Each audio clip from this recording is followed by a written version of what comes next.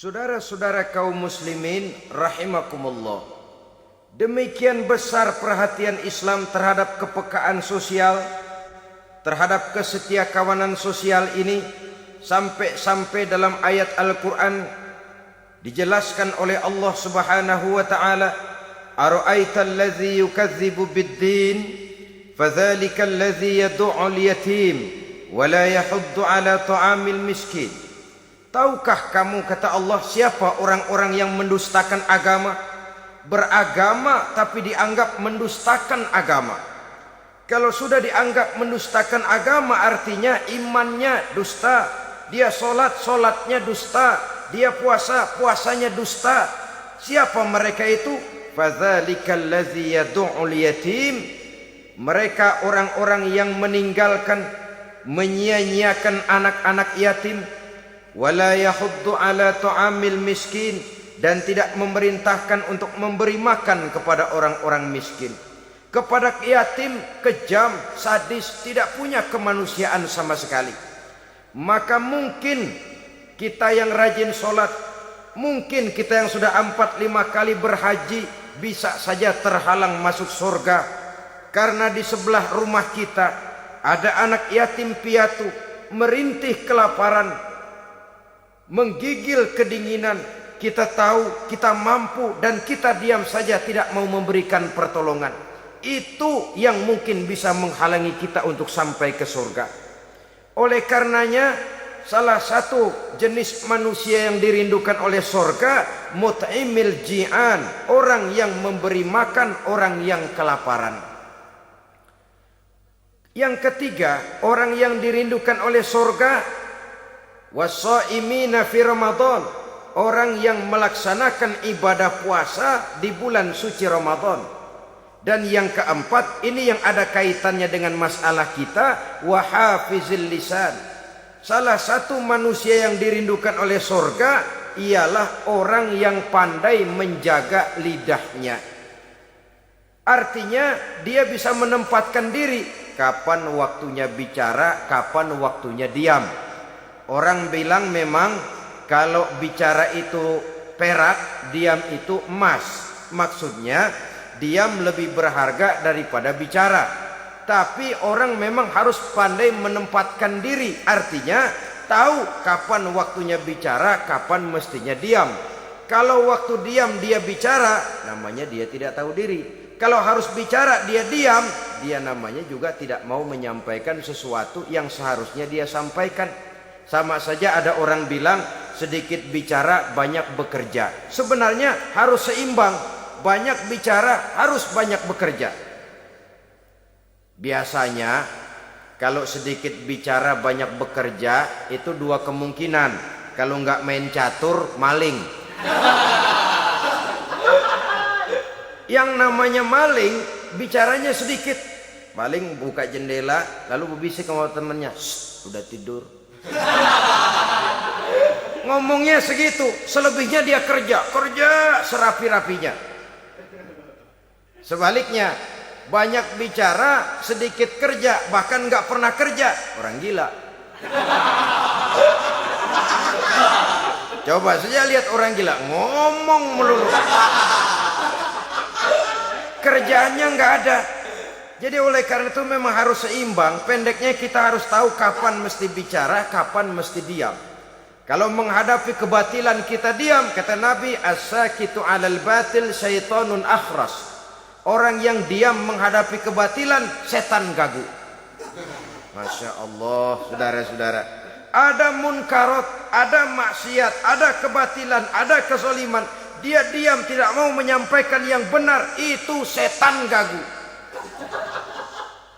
Sehingga dikatakan qulil haqqa walau kana murran, sampaikan, katakan yang benar walaupun pahit. Dan memang menyampaikan kebenaran bukan main pahitnya, bukan main getirnya, banyak resikonya. Tapi ini sesuatu yang harus kita sampaikan. Sebab kata Nabi tadi, orang yang diam menghadapi satu kebatilan sama saja dengan setan gagu. Orang yang pandai menjaga lidahnya dirindukan oleh surga. Dan ini walaupun kelihatannya pekerjaan ringan, kecil, berat saudara-saudara. Bahkan diceritakan Nabi Ibrahim itu pernah nangis di hadapan Allah Subhanahu wa ta'ala. Ketika ditegur, ditanya, kenapa kamu menangis Ibrahim? Saya ini seumur hidup pernah 3 kali berdusta ya Allah. Bagaimana saya tidak bingung mempertanggungjawabkan ini di hadapanmu?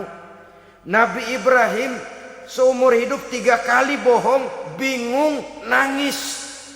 Kita sehari 16 kali bohong, nyengir aja.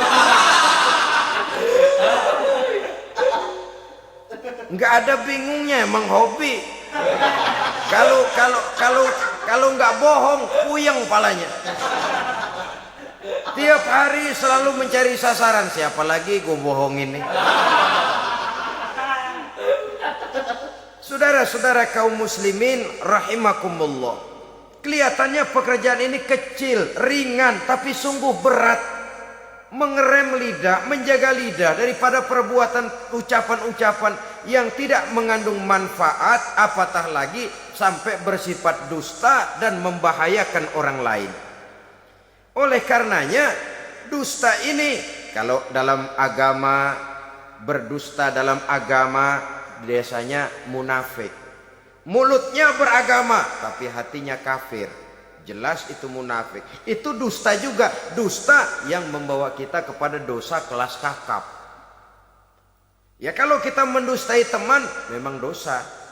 Dosa yang nilainya tidak sebesar kalau kita mendustai agama. Tapi sungguh pun demikian, dosa kecil-kecil juga kalau ditumpuk banyak juga. Padahal kata Imam Ghazali, hati itu seperti kaca. Dosa itu debu yang nempel di kaca. Kalau debu-debu itu terus numpuk, kita malas ngelapnya, malas ngebersihinnya. Jadi satu berkarat di kaca, susah banget ngebersihinnya. Coba kaca kalau udah karatan, pakai silet kita gosok, setengah mati. Begitu juga perbuatan dosa. Kalau kita senang dusta, biarin dah dosa kecil. Bohong lagi, bohong lagi, bohong lagi. Numpuk berkarat di hati itu dosa. Lah hati itu kalau sudah dilingkungi oleh karat, nur, cahaya kebenaran itu sulit untuk masuk.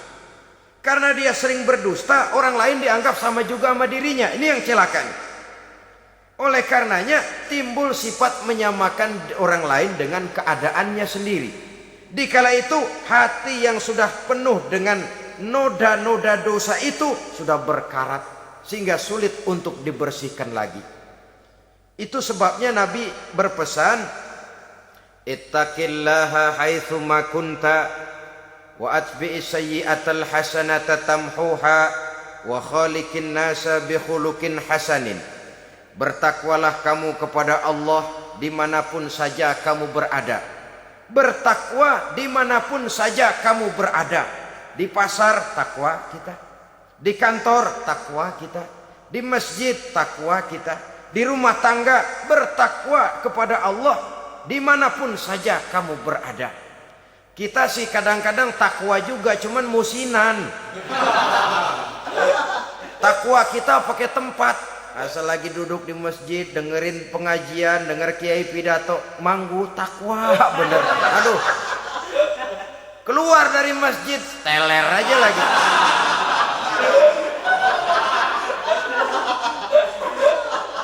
Takwa juga kita cuma pakai tempat.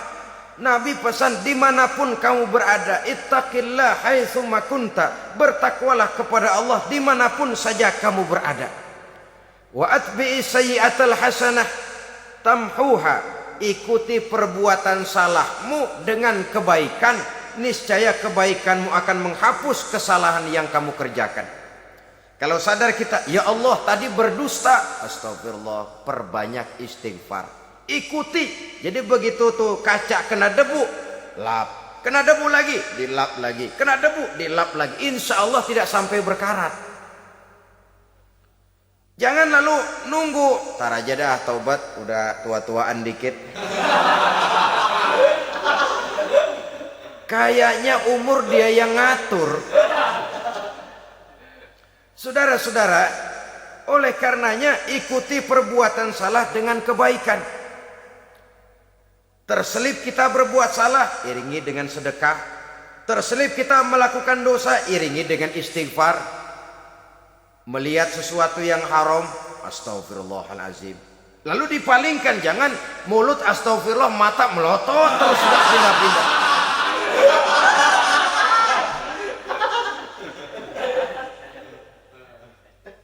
Wa khaliqin nasa bi khuluqin hasanin, dan bergaulah dengan manusia mempergunakan akhlak yang baik. Ini pesan daripada Rasulullah sallallahu alaihi wasallam. Jadi oleh karenanya dusta dengan seluruh akibatnya ini bisa menimbulkan bahaya bagi diri sendiri, bagi rumah tangga, dalam pergaulan, dalam usaha, dalam masyarakat, bahkan pada akhirnya bagi kehidupan satu bangsa dan satu negara. Lidah yang kecil tapi besar akibatnya bisa menyengsarakan manusia atau menempatkan manusia dalam satu posisi yang tinggi. Kalau kita adakan satu perbandingan, Nabi Ibrahim seumur hidup 3 kali saja berdusta, nangis di hadapan Allah. Kita yang hampir tidak ada hari, ya kalau orang sekarang bilang tiada hari tanpa olahraga. Rasanya kita kalau mau jujur bisa juga bilang tiada hari tanpa bohong. Pernahkah kita menangis menyesali dusta yang sudah kita lakukan? Berapa banyak orang yang sudah kita janjikan kita gantung dengan janji itu. Padahal dia punya hajat yang demikian sangat bergantung kepada kita. Tapi lidah ini enak saja.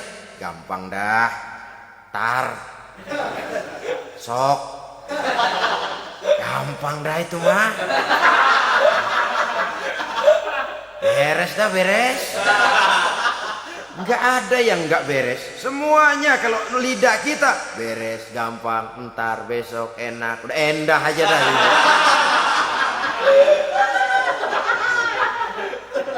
Habis orang kita gantung dengan harapan. Padahal kita tidak bermaksud memberikan harapan itu. Sementara kita melangkah melenggang dengan senyum, sedang orang lain menggerutu. Saudara-saudara kaum muslimin rahimakumullah, ini pada gilirannya akan kembali penyakitnya kepada diri kita juga.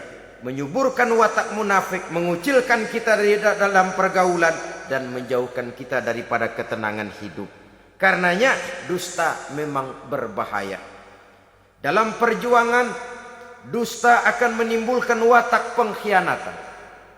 Dusta juga bisa menyebabkan munculnya musuh-musuh dalam selimut, yang pura-pura berteriak membantu perjuangan tapi di belakang mencari titik kelemahan kita. Oleh karenanya mencari teman yang bisa diajak tertawa itu gampang. Mencari teman yang mau diajak menangis itu sulit. Mencari teman yang mau diajak nyanyi banyak. Tapi mencari teman yang mau diajak berkeluh kesah itu yang langka.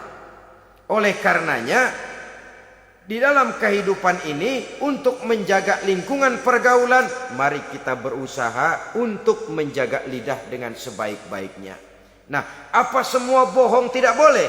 Ada bohong yang ditolerir. Di antaranya kata Nabi, salasun laisa minal kazzab. Ada 3 macam bohong yang tidak dianggap bohong. Bohong tapi tidak dianggap bohong. Dusta tapi tidak berdosa. Nah, kalau memang harus bohong, carilah bohong yang tidak dosa. Bahkan insya Allah ada pahalanya kalau kita ikhlas. Apa itu? Pertama, hadisul rajulu limar'atihi au hadisul mar'atu li zaujiha. Bohongnya seorang suami untuk menyenangkan hati istrinya. Enggak apa-apa. Untuk menyenangkan hati istrinya. Misalnya suami pulang dari kantor perutnya lapar, begitu makan nyobain sayur asinnya luar negeri. Baru dicobain sedikit suaminya udah celam-celam, melotot matanya. Istrinya negor, Bang, sayur keasinan ya? Enggak. Soal keasinan bagus. Cuma tadi di kantor saya sudah diajak makan oleh teman, jadi masih kenyang. Simpan sajalah, nanti sore kita baru makan. Lapar, kesel, dongkol, tapi karena mau menyenangkan istri, enggak. Atau sama saja dustanya seorang istri untuk menyenangkan hati suaminya. Bisa saja itu terjadi. Suaminya beli sendal buat istri, mahal, padahal murah, kena mahal, warnanya nggak enak dilihat, potongannya norak. Suami istri tahu kalau itu sendal murah. Suaminya tanya, bagaimana Bu sendal yang saya beliin? Waduh, cakep bener Bang, luar biasa. Tangga kita mana ada yang pakai sendal begitu. Emang kagak ada, jelek.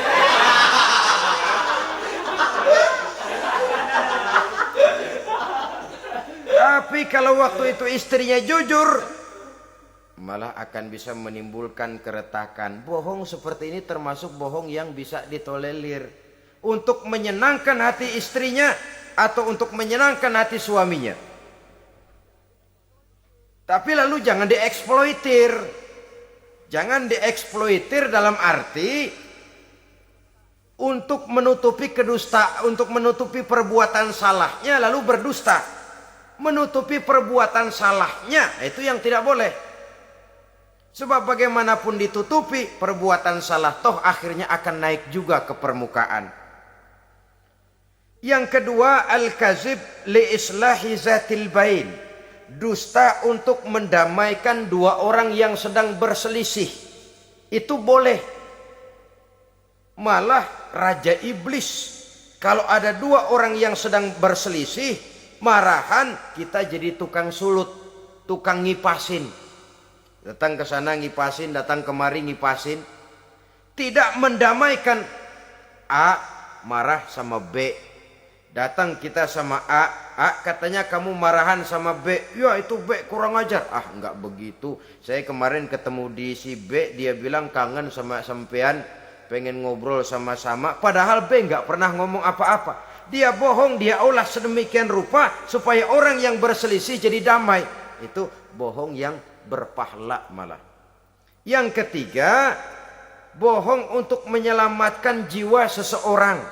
Itu boleh. Ada orang mau membunuh, PKI nyari ustadz. Nah, kamu tahu rumahnya Ustadz Ano? Kamu tahu? Tahu Pak. Di mana? Bapak mau apa? Mau saya bunuh dia, kurang ajar. Oh orangnya nggak ada Pak. Kemana? Nggak tahu, keluar negeri, keluarnya lagi kali dah. Jauh. Padahal orangnya ada di dalam. Tapi dia berdusta untuk menyelamatkan jiwa orang yang sedang terancam. Itu malah boleh. Bukan saja boleh, berpahala. Malah berdosa kalau waktu itu dia jujur. Mau cari ustadz buat apa emang Pak? Mau saya bunuh. Ada Pak di dalam, ada.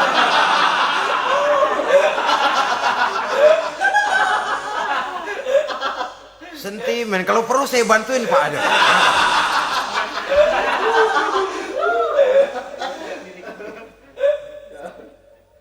Hanya jenis bohong-bohong seperti ini yang bisa ditolerir. Itu akibat di dunia, saudara.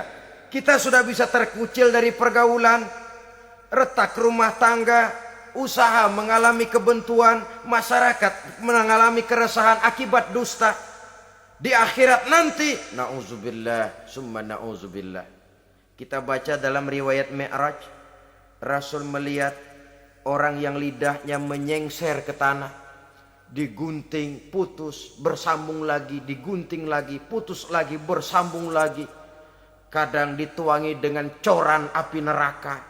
Na'udzubillah, coran neraka. Kita nginjak puntung aja lompat. Ini mulutnya dituangi dengan coran dari neraka. Innalillahi wa inna ilaihi rajiun. Ya, tapi kalau dituangi coran begitu dari neraka kan terus mati sekaligus. Ya, kalau terus mati lumayan. Neraka itu kata Quran, kullama nadijat juluduhum baddalnahum juludan ghairaha liyazuqul azab. Tiap kali hancur kulitnya, kami buatkan kulit yang baru. Diazab lagi, hancur lagi, dibuatkan lagi.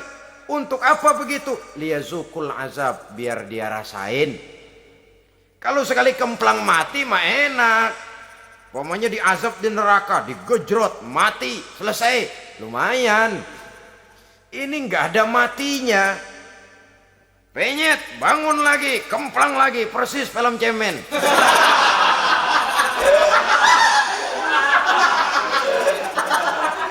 Cuma kalau film cemen mah film, dan itu jelas dusta, di neraka orang tidak kenal mati. Hancur jasadnya, dibuatkan lagi, diazab lagi, dan begitu selanjutnya. Jangan lalu berhitung, kalau dosanya kebanyakan kan malaikat Malik gemes ntar dilemparin ke neraka, kelebihan liwat.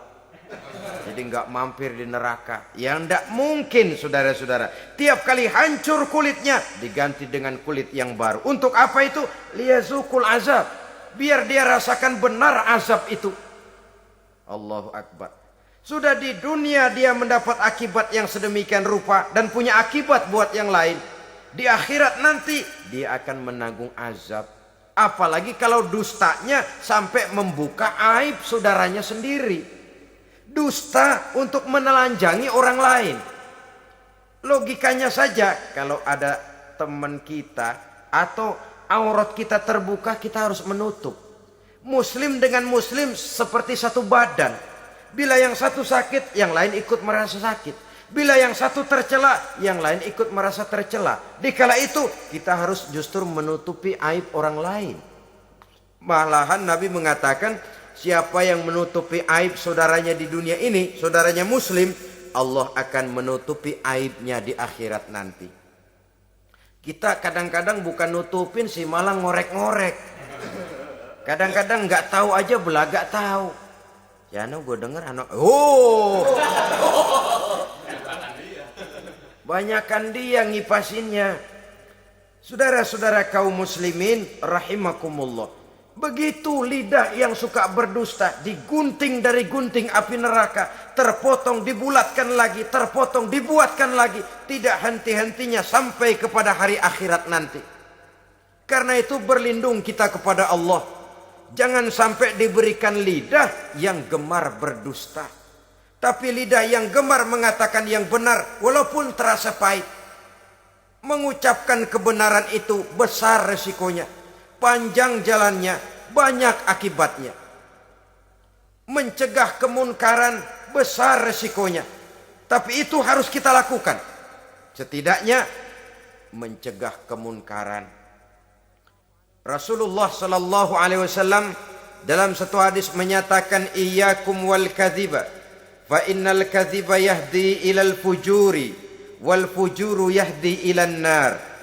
Hati-hatilah kamu daripada sifat dusta, sebab sesungguhnya dusta membawa kepada perbuatan durjana, dan perbuatan durjana menggiring orang kepada neraka.